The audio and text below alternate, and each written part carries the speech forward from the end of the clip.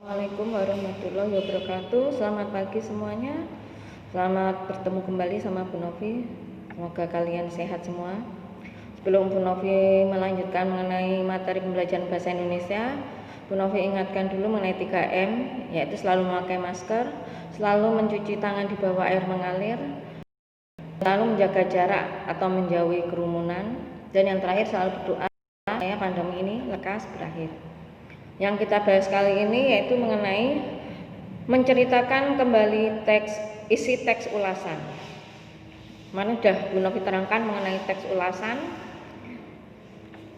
Sedangkan hal-hal yang perlu diperhatikan dalam menceritakan kembali teks ulasan itu ada 5. Yang pertama, membaca keseluruhan teks dengan intensif.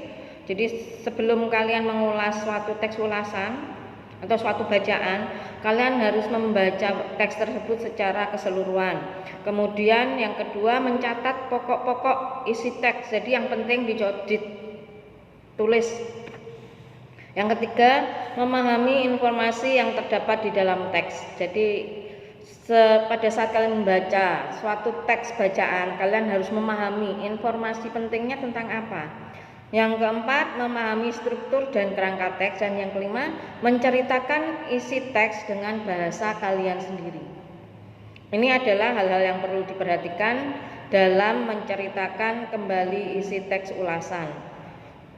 Dalam menyampaikan isi teks secara lisan itu ada beberapa hal. Yang pertama adalah lafal, yaitu cara seseorang atau sekelompok orang dalam suatu masyarakat bahasa dalam mengucapkan bunyi bahasa. Jadi lafalnya itu a, i, u itu harus jelas.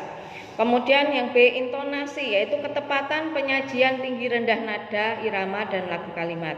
Yang ketiga, ekspresi pada saat kalian membaca atau menyampaikan isi teks ulasan, isi teks bacaan itu secara lisan. Dan kelebihan serta kekurangan teks ulasan.